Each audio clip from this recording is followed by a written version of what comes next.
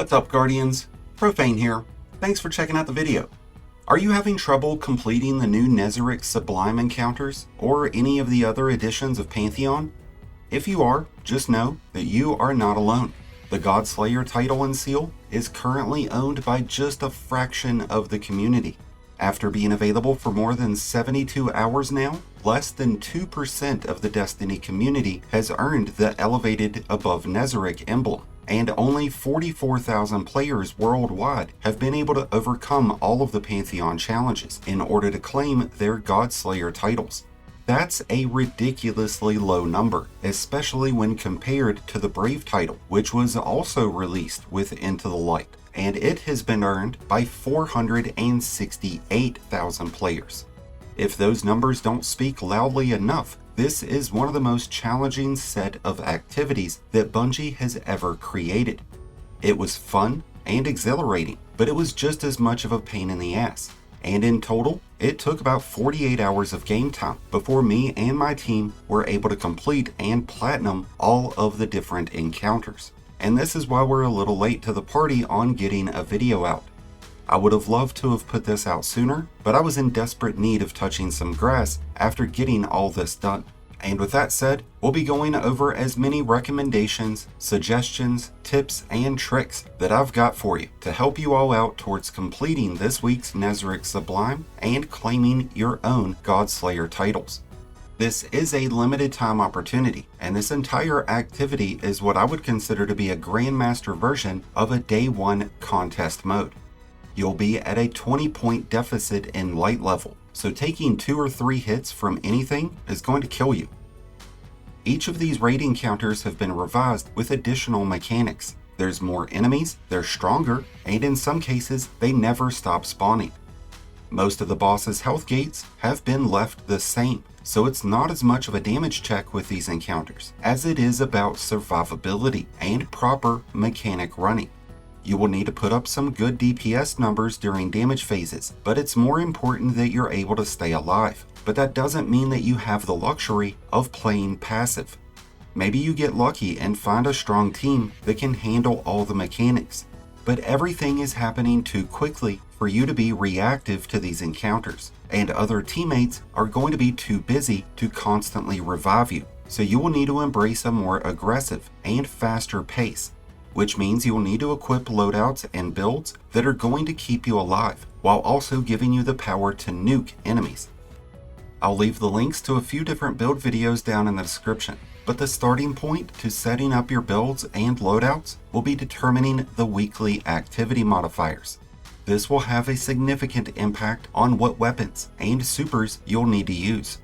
In the end, it will be more important for you to find a balance with the entire team. But I found builds that offer Devour, Woven Mail, and Restoration to be the most beneficial, no matter what the surges are. Regardless of which encounter and what build you decide on, 100 resilience will be crucial, but that alone will not keep you alive.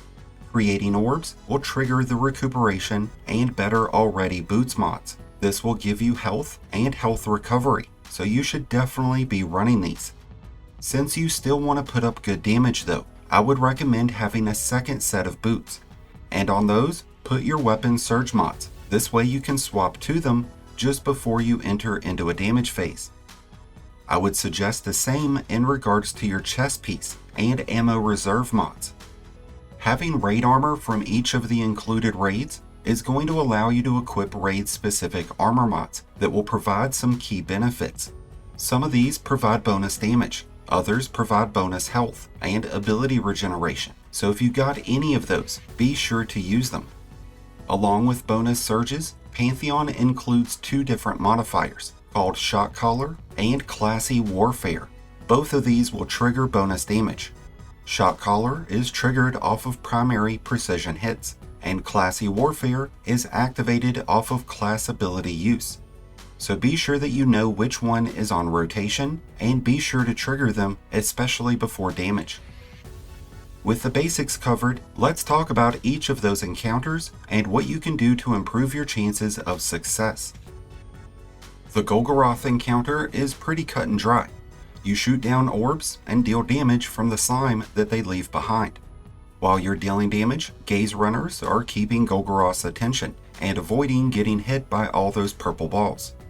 Grenade launchers, rocket launchers, sniper rifles, and even linear fusion rifles can be great options for DPS against Golgorath, but there will be a lot of ads that spawn down below, so if you do use grenade or rocket launchers, be careful and try not to strafe side to side.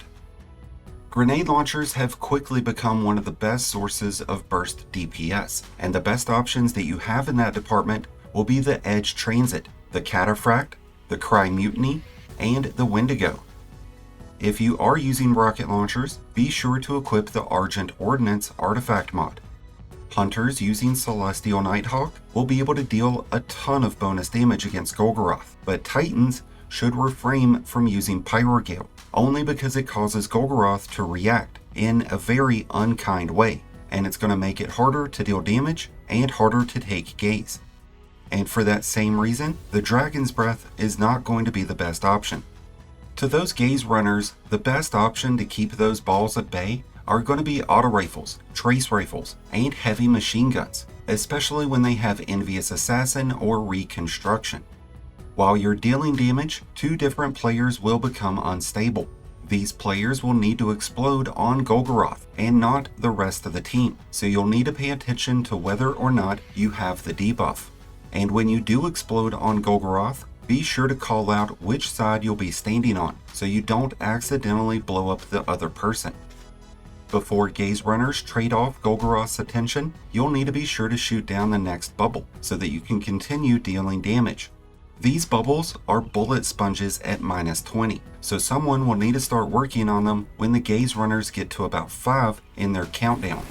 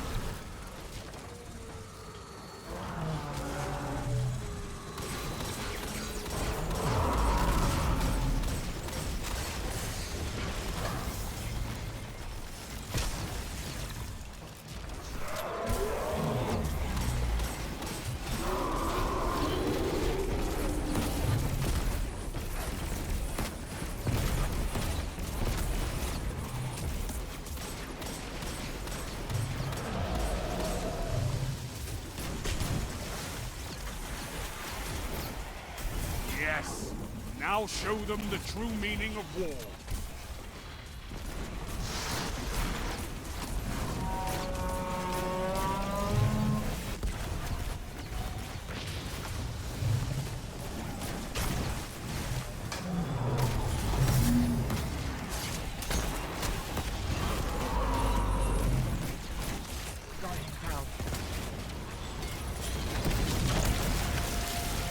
Now that Golgorath has been defeated, let's move on to the Caretaker.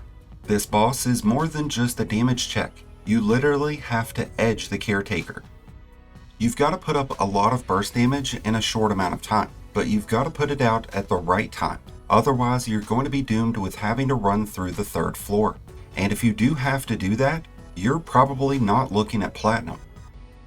The best rotation will be to dump your supers and heavy on the 1st damage plate. Take it light with primary weapons on the 2nd, so that you can ensure that he stays there for the 3rd plate, and then finish dumping heavy and other supers on plate 3. Things get more chaotic on the 2nd floor, so the ad clear team will want to play a little closer to the center of the arena. There will be snipers and ogres that will quickly disrupt your flow, so don't be afraid to dump heavy on these guys if you need to. Rockets and grenade launchers will remain to be a great choice for DPS, but you'll need to limit your movement so you don't blow each other up. Snipers and linear fusion rifles can still be a really good option, and when Arc is the surge, the Grand Overture is my go-to choice. And when it's solar, I actually found the 1K voices to work out really well. Titans will find it difficult to get Pyrogale to work consistently because of the barriers that are on the stage, so you may find Thunder Crash with Curus to be a more reliable option.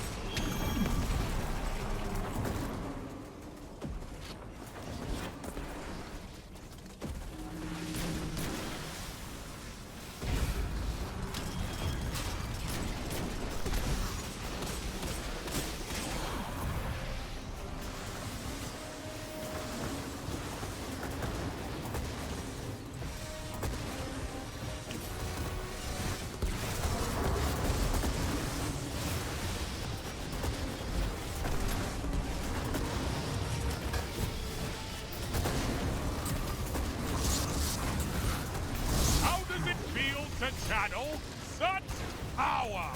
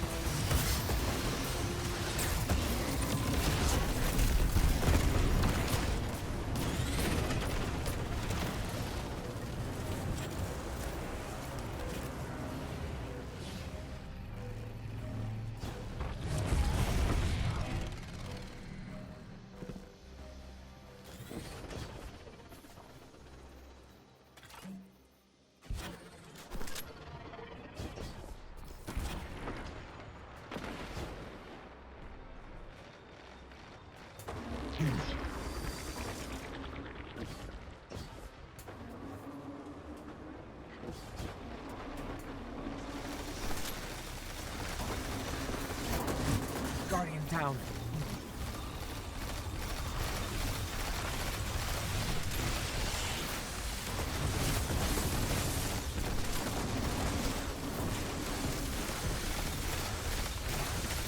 Guardian down.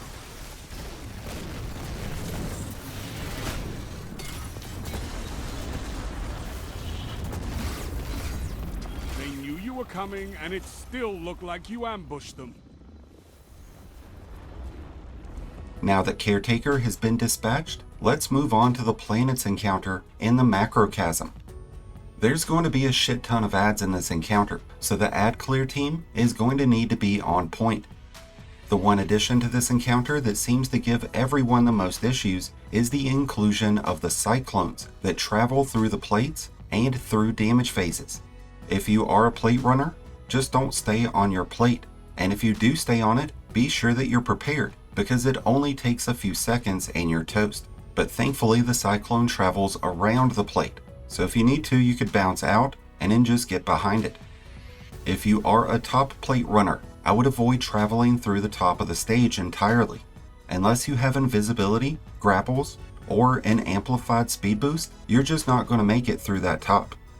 This is why it's important for your team to drop a Well of Radiance right in between all 3 damage plates. And before you move to each damage plate during damage phase, let the wave of cyclones pass by first. As is the case with every Pantheon encounter, you need to reach a point threshold to get platinum, and the best way to reach that is to perform finishers on yellow bar enemies. So be sure that you're doing that during planets and every other encounter.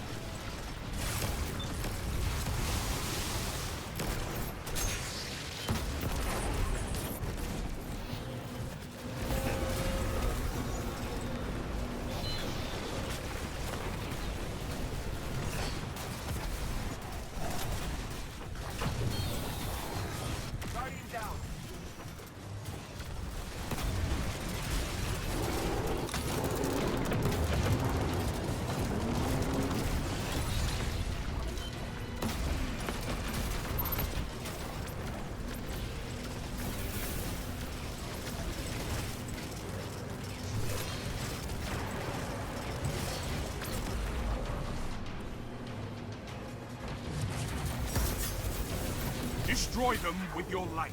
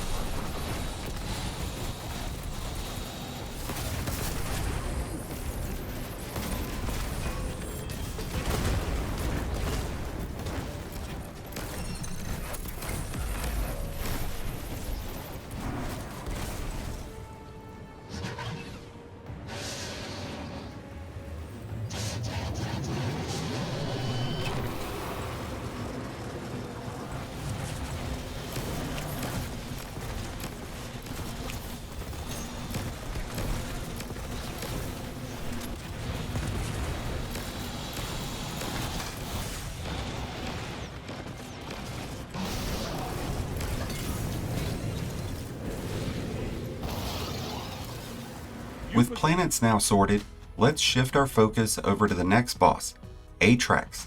And this is where you'll need to pull out the Parasite, and if possible, have the Lament on standby. This encounter can be completed much faster than many of the others, but it can also be a huge pain in the ass if things don't work out in your favor. In a perfect world, you want to be able to nuke the first Tormentor as soon as he pops up down below, and it'll be best to have him spawn in on the left, so you'll need to defeat that bottom left servitor last.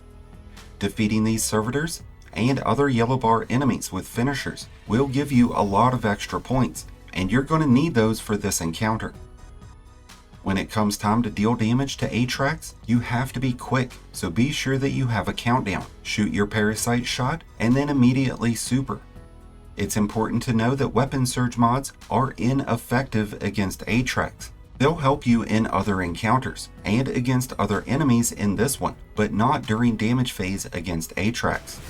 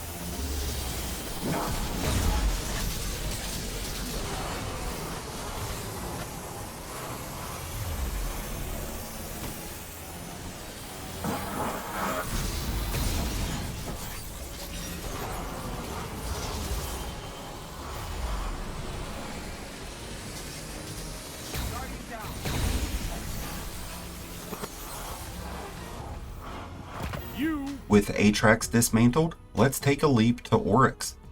The most challenging addition to this encounter is the Bomb Eater Knights, and they're going to spawn in every time someone gets torn. This means that everyone needs to be alert and have their head on a swivel, because you cannot afford to let these guys run free. Snipers and linear fusions are still the best sources of damage against Oryx, and my preferred options are the Cloud Strike or Whisper of the Worm. There will be a Tormentor that spawns in just before damage phase.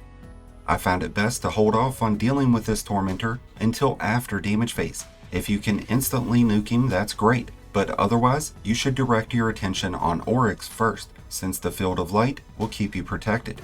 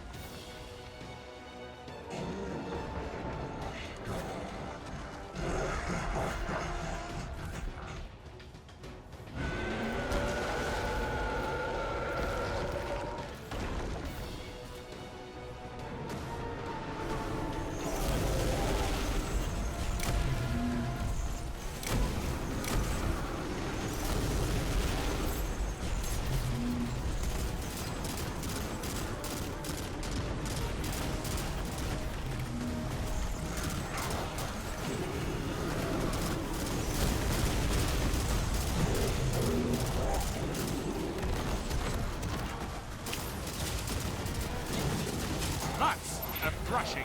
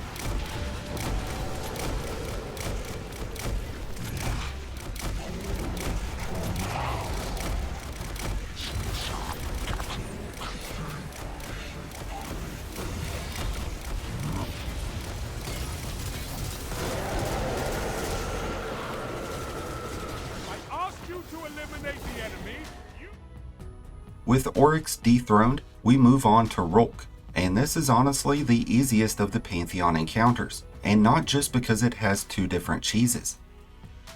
The first stage includes some basic dunking mechanics and ad clear, and all of the ads are just going to stay back. There are tormentors to deal with, and you do need to kill them, but they won't pose to be much of a threat as long as you suspend or blind them. Once you get to the second stage, you will have a baby Rhulk to deal with, but he can be handled pretty easily by just one person, leaving the rest of the team to focus on getting the final symbols and getting Rhulk's crit spots broken. After that, it's just a matter of dealing out damage, and the best options are going to be grenade launchers with either explosive light or bait and switch. If you want a more aggressive approach, you could even go with shotguns and swords, but you'll need to watch out on your stacks of pervading darkness. And when it's Arc Surge, the Thunderlord will really put up some good damage. The quickest and easiest way to defeat Rhulk is to use an age-old cheese that leaves him falling to his death. Before laying down his resonant blasts, Rhulk charges at you, and you can lure him towards the steps, and if you do this right, you can get him to go right off the side. It can be a little tricky to pull off, but you'll need to get Rhulk to charge at you and step out of the map without bumping his head on the ceiling. A big shout out to Ghost for a perfect example of how to perform this. It's going to be best if you direct Rhulk to the steps, and you hang out on about the 6th step down, on the side opposite of where Rhulk is. Have everyone else stay down below, and use a sword with Eager's Edge. As he's charging in, dodge backwards to avoid his charge, and watch him fly off the platform. If he does bump his head, he'll go right back into the stage, but if you can get the right angle, he's gonna soar.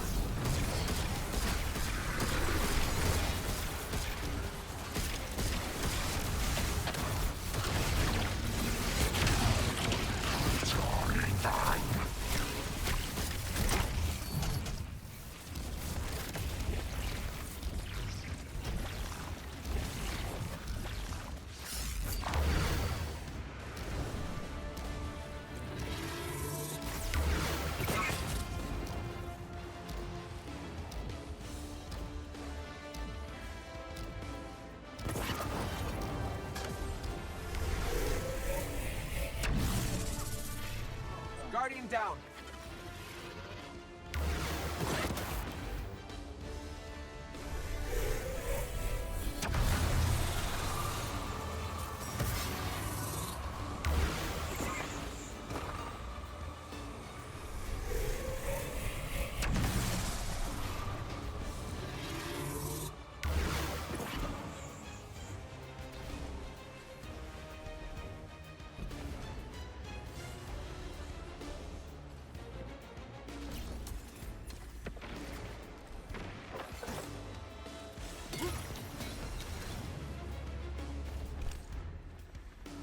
The words total annihilation come to mind.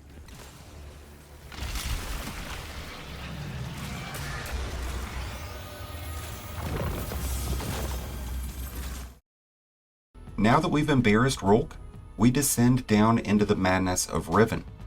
This encounter is much more about survivability and proper mechanics running than anything else. The damage gates of Riven was changed, and she can no longer be cheesed.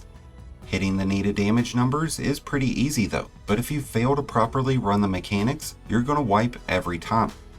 We found it best to have a dedicated ad clear person on both sides, with 2 symbol runners at each, and those symbol runners are responsible for relaying the eye patterns.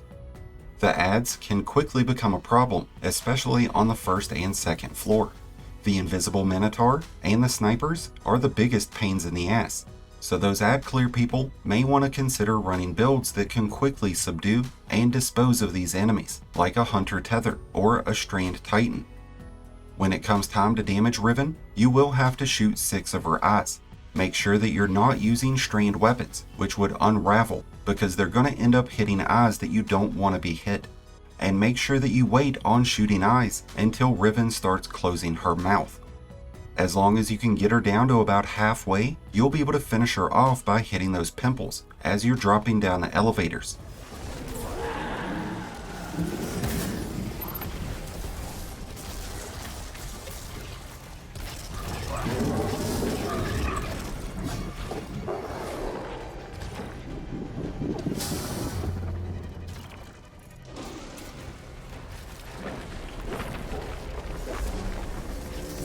How does it feel to channel such power?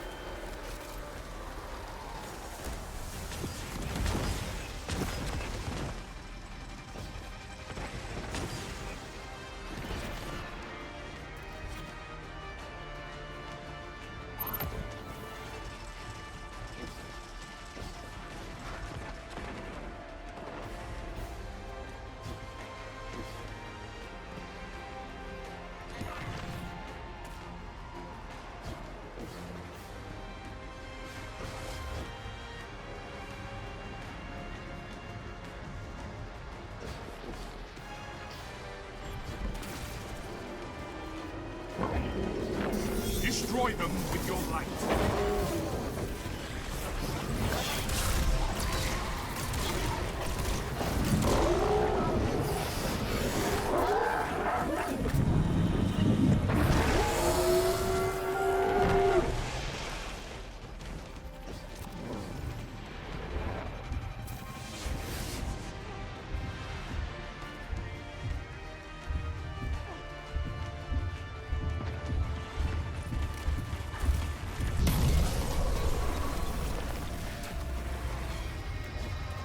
By the hammer of Sol, I knew you wouldn't let me down.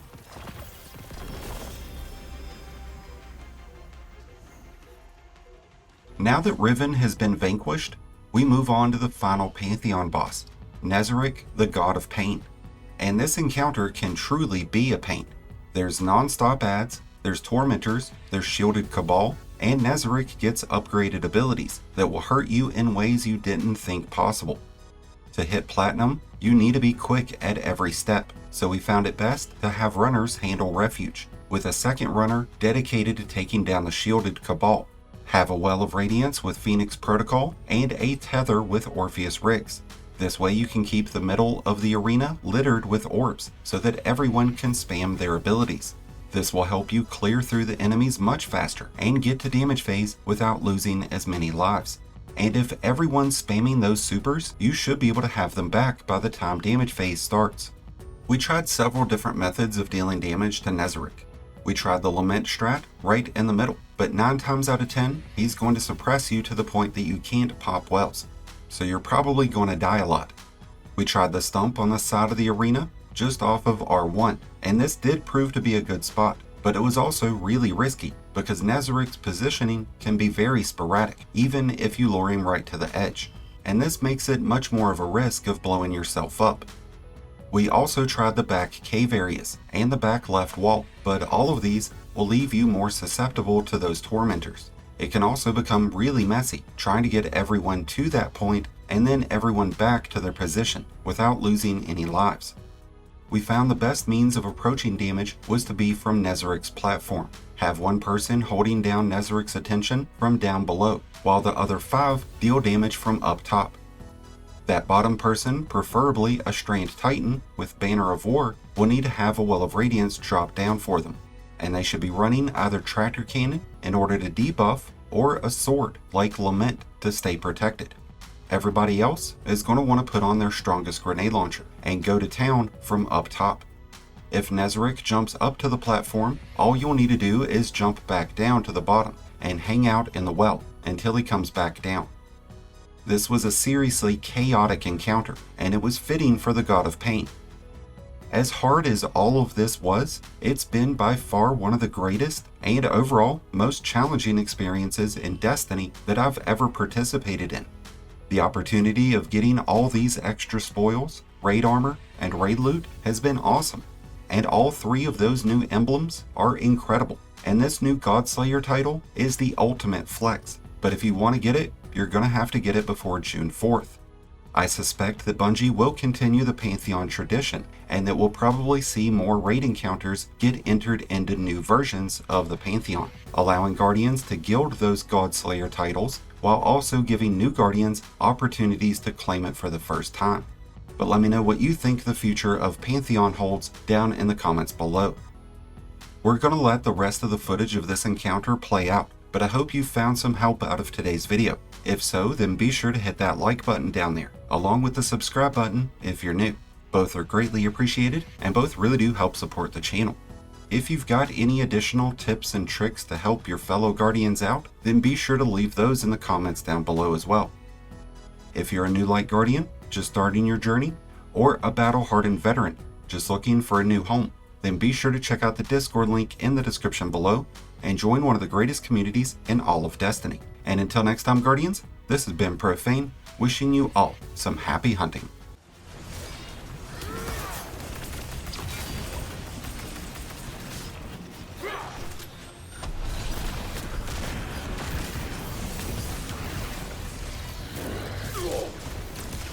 Guardian down.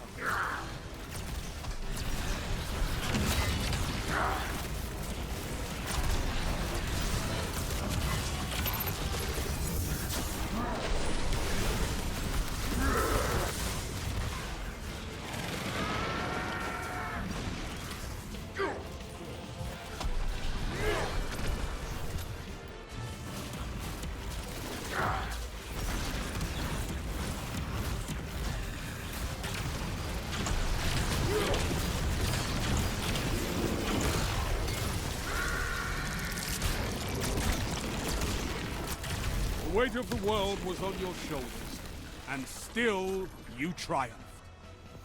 Marvelous.